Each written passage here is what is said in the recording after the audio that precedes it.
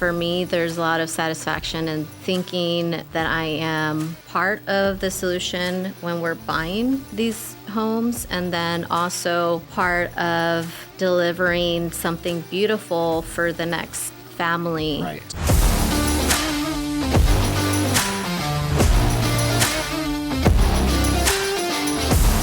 Welcome back to Cash Flow, the podcast where we talk about turning properties into profits. I'm here with Nohemi Chavez. Noemi, how are you doing? Hi, I'm doing great. How are you? I am doing amazing. I'm so excited to have you in studio. First of all, you look absolutely amazing. For those who can't see, I'm sorry, you're missing out. You look beautiful and equally smart as sexy. Oh, thank you. Thank you. I appreciate that. My mother told me not to lie, so no, but absolutely, you're totally on point today. A little bit about you. You are an independent agent.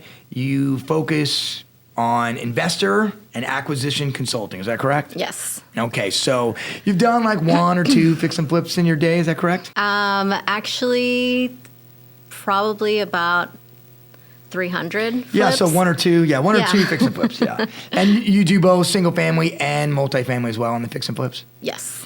And you've been in this industry for a minute or two to do 300. How long have you been doing this? I started July of 2014, so there we go. You even know the month. Almost 10 years, yeah.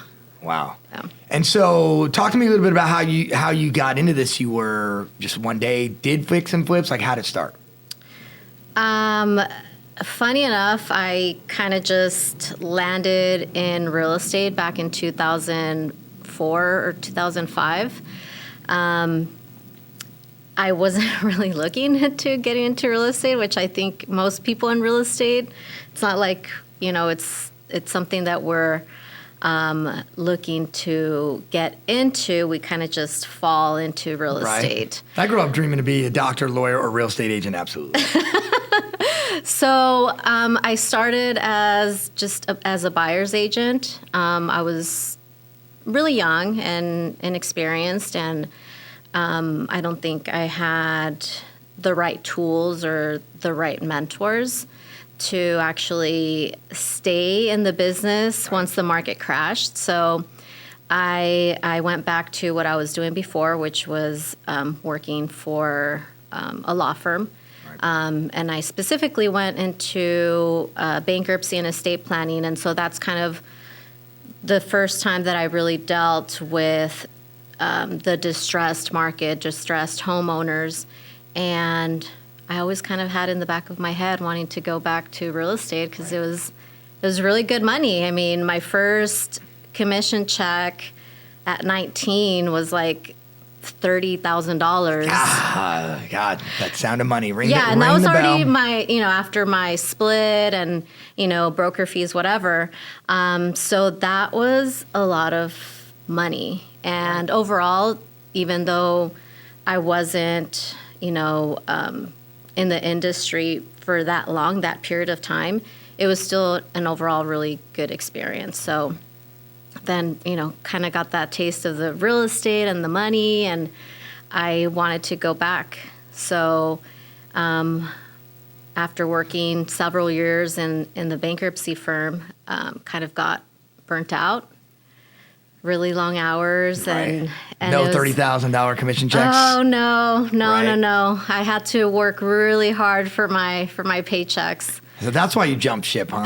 You were looking back for the paychecks. So who was your first company? Who's your first mentors when you made that move back in 2014? Yeah. So I want to go back into real estate, but I'm like, I was kind of afraid really to be a buyer's agent or just kind of like a regular real estate agent.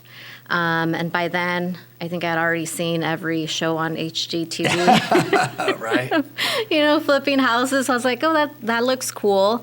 I wonder if there's like any companies locally that maybe are doing that, and just kind of started doing some research.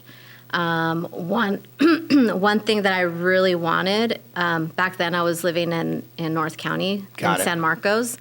I didn't want to commute anymore because my commute to the firm was just, San Diego traffic's brutal. Yeah, I mean, we shouldn't complain that much, but I'm complaining. but going from like North County all the way to Mission Valley, and then they moved the office to La Mesa. Oh, gosh. So from North County all the way to East County, it was almost kind of like, and then on top of that, the long hours. Anyhow, so I really manifested like what I wanted. I'm like, I want to get more into this realm of real estate, and I want a short commute. Got it. So you got short commute, you got back into real estate, and you went to work with who? So I found this company, REAG. They were in San Marcos, literally one exit away from me. Close and I was by. like, wow, it's meant to be. They weren't hiring for It's meant to be. No, we're not they hiring. weren't hiring for I guess acquisitions, which I really didn't know exactly what it was. They weren't back hiring then. for president, but you're like, okay, I'll take. Yeah, it was literally like a front desk position. I was like, Right. it's okay. I just have to get like my foot in. And sure enough, I mean, they're like, are you sure you're like overly qualified? Right. And I'm like, it's fine. In 3 months, I'll be president of this place in 3 months. Don't worry about it. Okay. They let you in the door, and you met some key people that helped shape your flipping career. Yes. So one of the partners of REAG is actually Brian Daly, who is now Daily Report.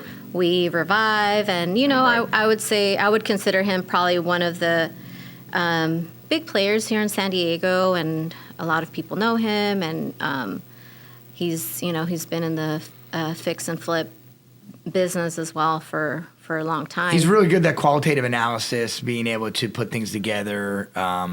I haven't seen his design game, his HGTV game, but his spreadsheets and pro formas and his take on a lot of the macro and microeconomics are really good. So what a great way to learn and get going out of the gate. Yeah. So his company hadn't been around for that long, so I feel like we kind of all learned together. I definitely learned a lot from him, and that was basically how I got started into I like it. the investor world, doing acquisitions, and so based on all that, like, what is this? Your focus on fix and flips, acquisitions, but what is your real estate philosophy?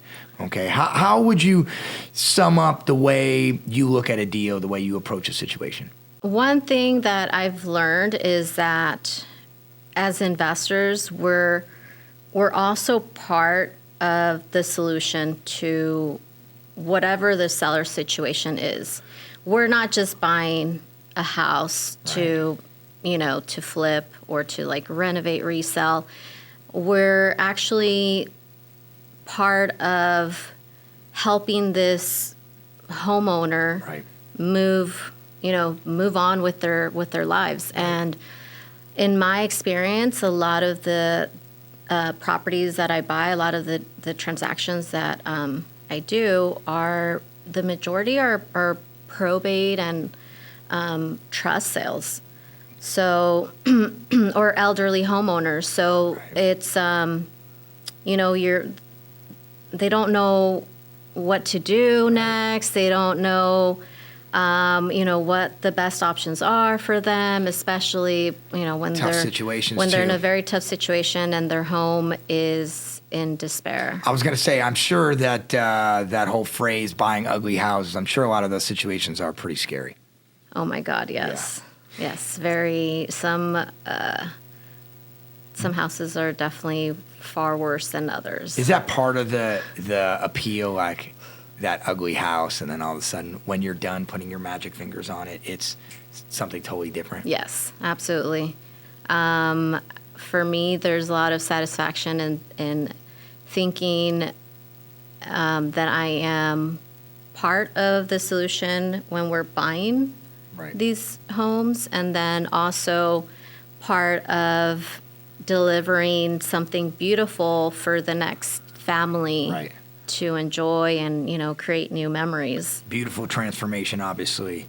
Let me ask you this question.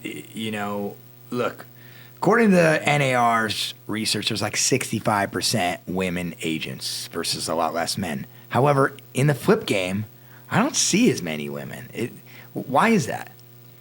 For the longest time, I actually didn't know any other females, doing what I do. And probably in the last maybe 5 years, I've met a few others, but still, I mean, the ratio of women that are, investors or flipping or even, just doing acquisitions, right. It's very, very minimal. Is it because you guys don't swing a hammer? Like, I don't swing a hammer, so I don't know like that what skill that me as a guy brings over you. But designers, apparently agents, are more women. What is it? If I had to say what it is, I would say that it's maybe the lack of knowledge on the construction side. Got it. Again, fortunately for me, I started with a good company and I had good mentors. And so it wasn't a hammer in your crib. And I was very also, I yeah. wanted to learn. So anytime like there was a chance to walk properties with our contractors, with our project managers, with our designer, like I would go and just, listen. And I feel like now when I walk into a property, I can almost tell you exactly how much it's going to take to renovate. Is it an advantage now, being a female when walking a property, or is it a disadvantage? I mean, tell me what are the pros and cons? Because a lot of people out there are like, I hate to use this phrase, but like, hey, I'm a female. Maybe that's more of a male-dominated endeavor in investing and doing fix and flips. I mean, you crush. So, like, tell me, what are the pros and cons and how you take advantage of these situations? I don't know if I want to give out my secret. Spill the tea, spill the tea. Ladies want to know why. Yeah, I think I know, but we don't want the men to know. All right. It's true. I'm just kidding. Okay, boys, close your ears.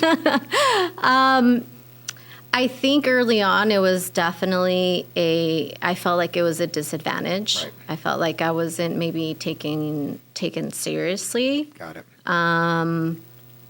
And when I would go to walk a property and let's say the agent who had the listing, right, male agent, actually male or female, right. Yeah, it didn't matter. I'd walk in there with like my contractor, and I remember specifically one contractor. I loved working with him, and we worked together for many years. And he was, white, older man, and they would always direct any questions, any feedback to him.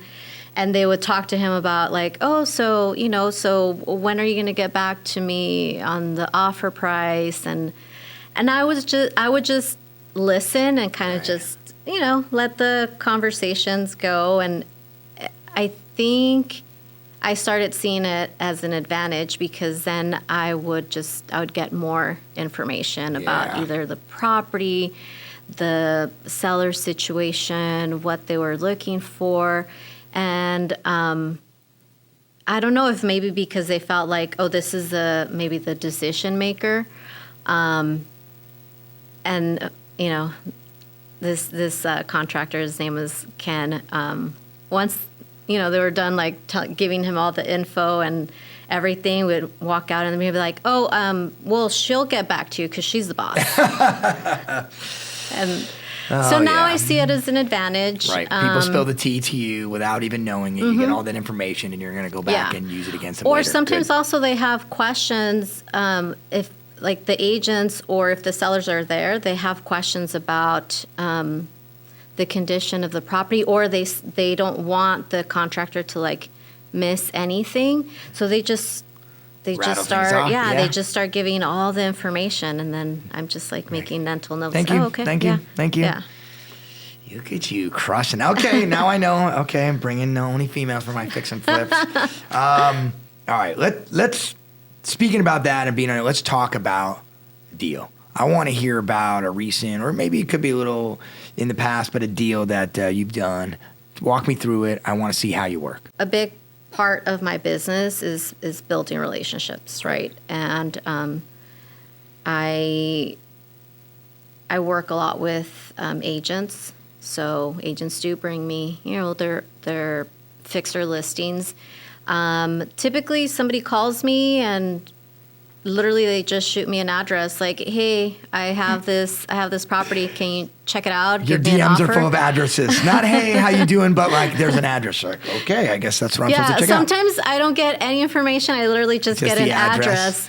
And then, I keep track, obviously, of all my lead flow and who sent it to me. And the first thing I do is do a desktop analysis.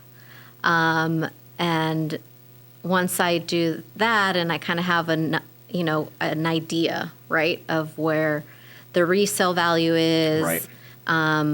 Then I go back to the agent and try to get more information. Right. Do you know anything about the property? What's the seller's situation? Right. Because that is also going to help me, right, when I'm putting together the terms. Like maybe they need a quick close, like Right. 7-10 days, or maybe they need to stay, maybe it's a longer transaction, or maybe they need to close quickly but stay in the property, for X amount of time. Right. Because, they need to pack, whatever it is. So I try to ask as many questions as possible. I feel like with the agents that I've done repeat business and we have a good relationship, I get a lot of details. And with the newer ones, you almost get too many details. With the if it's a new agent that we haven't really worked together before, right. It's funny because sometimes I feel like I'm like, it's not like poker. Like, just tell me. Just give me the information so I can make it the best offer. If anything, like you're not really helping yourself and your seller by not giving me, right. Just the information. So once I do the desktop analysis, I come back and kind of also ask about like what the seller's expectation is, right? Because if they're telling me, well, they want $1 million for this property, like, nope, but can't do I'm it. seeing that the resell is maybe like in the 700s, then that means we're like complete different worlds. Right. So that's important, right, to see what the seller's expectation is. I also don't want to waste anyone's time. So if I see that we're just not even in the ballpark, I'll say, hey, this is what I'm seeing. And I do try to educate the agent as well as far as like, this is how we run numbers and this is how I'm coming up with my offer. Right. Take a look at these comps. You get some good justification as to why you're doing what you're doing. And sometimes they're like, I also think they're being a little unreasonable, but maybe I just need to get more feedback, so I appreciate it. And then maybe like a month later, they come back and they're like, hey, so actually, you and like 2-3 other investors kind of came around the same price. Right. I've talked to the seller and he's now being more realistic. Yeah, they might want to work with you. Yeah, so at that point, I definitely like, okay, cool. Like, I want to see the property now because now I need to know, is it going to take $50,000? Is it going to take $100,000 to, renovate this place? Are there any super major repairs? Is that what happened on this cabin property that you told me before? Like, it started softly, and then, okay, now you're being reasonable. I'm going to go there. And how'd it work out? They were super reasonable. Really? Off the bat? Right off the bat. I think. And this is Rancho Santa Fe or Lake San Marcos or that kind of back area? It technically Escondido, but it was literally like back roads of Rancho Santa Fe. Right. Beautiful area. I think that also has to do a lot with, how experienced the agent is. Right. And them doing like their due diligence. I think he set the right expectations off the bat. So tell me about that property and, what you offered and kind of how you structured that deal. Wow, this deal, and I think we're talking about, right? The cabin property? If I had a best and worst deal, and I'm like, actually, I feel like this one was both. Right. So I felt like they were reasonable with the price overall. The biggest thing, though, is that it didn't necessarily fit like my buying criteria. Your normal Pasco stuff. And also there were 0 comps. So didn't fit your buying criteria, which is what, adding some kind of value in a flip? Yeah. So typically we want to buy properties that, you know, there's at least 2 bedrooms. Got it. You know, if it's 2 bedrooms, 1 bath, that's okay. Maybe if we can, we'll add a second bathroom. Right. This one was under 800 square feet. Small. It was Nice. 1 bedroom, 1 bath. So it's almost kind of like, ooh, okay, can we make it into a 2 bedroom? So you have this little love shack in Rancho Santa Fe that's a tiny 1 bedroom, and you're like, my rules are add value, add bedrooms, get me some good comps, and you didn't have either. Nope. You're breaking your rules. Yeah. And it worked out too, huh? Yes. Lucky I think you. there's times where you have to really look at the market, right? And see if it's one thing that we do have to our advantage, and I think this is going to work to our advantage for a long time, is the lack of inventory. Right. So you got this during a hot market. Yeah.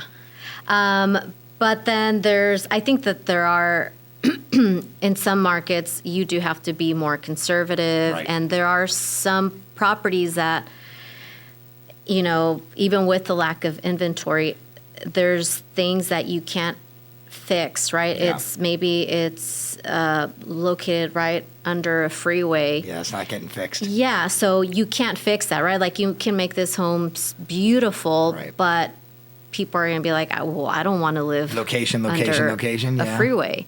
But lack of inventory, hot market, maybe. Yeah. Yeah. Yes. When you got this property, did you think that you could add value, or did you, when you did the inspection, you're like, okay, I'm going to be in the clear. I know what I'm doing here. How did it play out?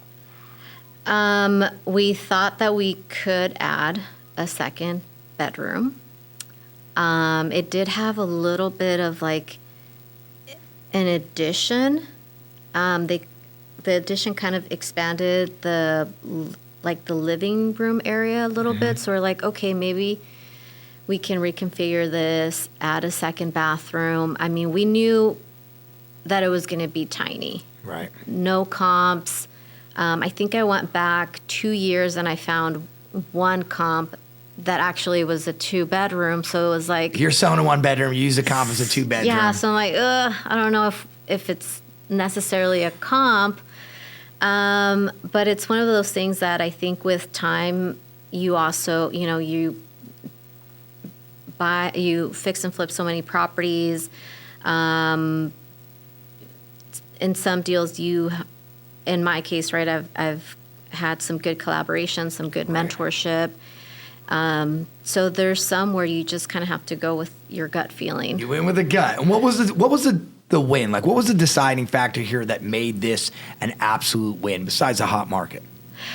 Well, on this one, we weren't sure, right, about buying it. It was like, there's no, like, we don't know what the resale value is.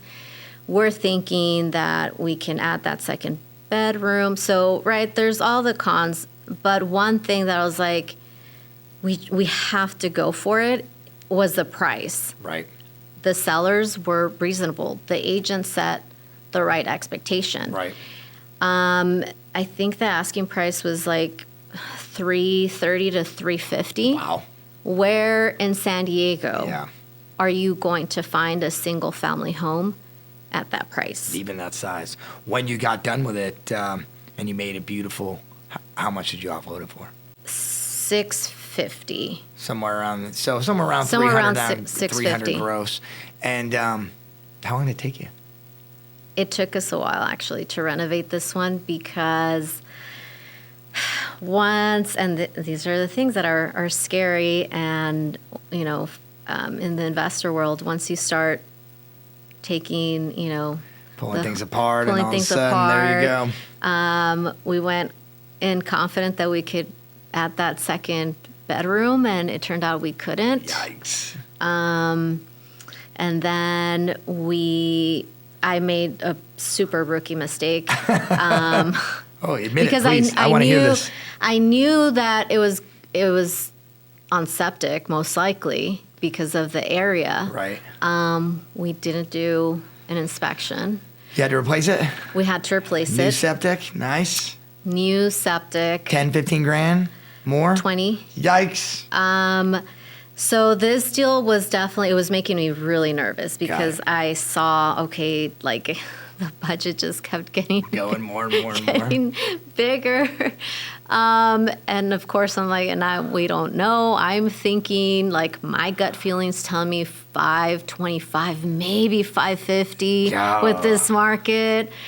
So I'm like, shoot, like I think we ended up at like 80. Wow. Yeah, it was like an 80, 85 That's crazy. budget. Do you think that the biggest takeaway, even though you got a win, you squeaked a win out of it, do you think the biggest takeaway was don't be afraid to pull the trigger? Or do you think it's like, hey, just because you got lucky doesn't mean you're going to get lucky again? Like, I would say that if you're new to the investor world and fix and flips, I would say this is the type of deal that can definitely, like, it's your first and last crush one. you. It's your first and last one. But if you're experienced, I think the lesson for me was to go with my gut feeling. Got it. Well, as we wrap it up here, talking about new people to the space, women, men, anybody, what do you tell them? What's the one takeaway you're telling, like, hey, if you want to get in the space, you got to do this? Probably 3 things. One, put it out there. Put it out there, especially if you're an agent looking to invest. Tell your colleagues, hey, I'm going to start, taking on some projects. I want to flip houses. Right. That way, if your colleagues ever come across maybe a property that needs some work, they'll be like, oh, so are you really buying? Yeah. I have this deal, right? And they'll give you a first shot. They'll think about you. So you have to put it out there. 2, I would say look for the people that are already doing it. Right. I think I'm very fortunate enough that our San Diego investor community is very much, like, it's very friendly. I still work, with Brian. I have a good relationship. Good tribe.